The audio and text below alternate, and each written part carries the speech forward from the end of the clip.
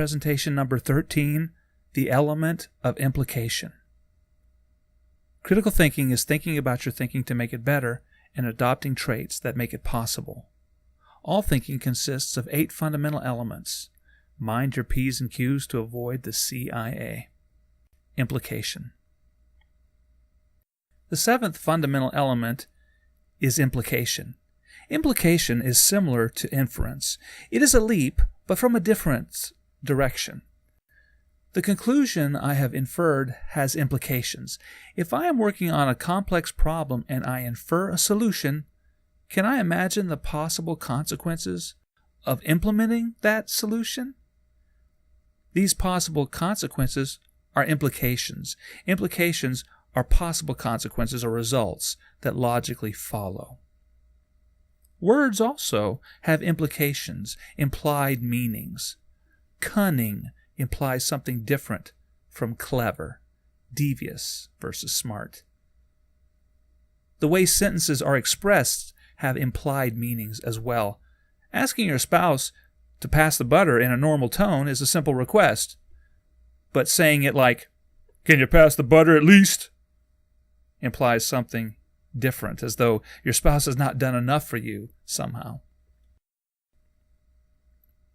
What if we could not imply, if we could not recognize the logical consequences of our decisions, if we couldn't recognize where our thinking was going? How would our reasoning be impacted? It appears we would be back to trial and error without an ability to see implications. As critical thinkers, we want to imply only what is reasonable in the situation. We want to say what we mean and mean what we say. Implication is a rich mine for the sophist, for those who try to manipulate you.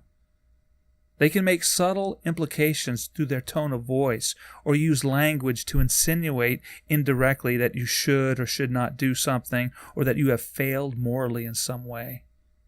If you question these implications directly, then they can innocently claim that they didn't have them in mind, and they may even try to imply that you're being overly sensitive or unreasonable. Sophists have no bounds and respect no limits.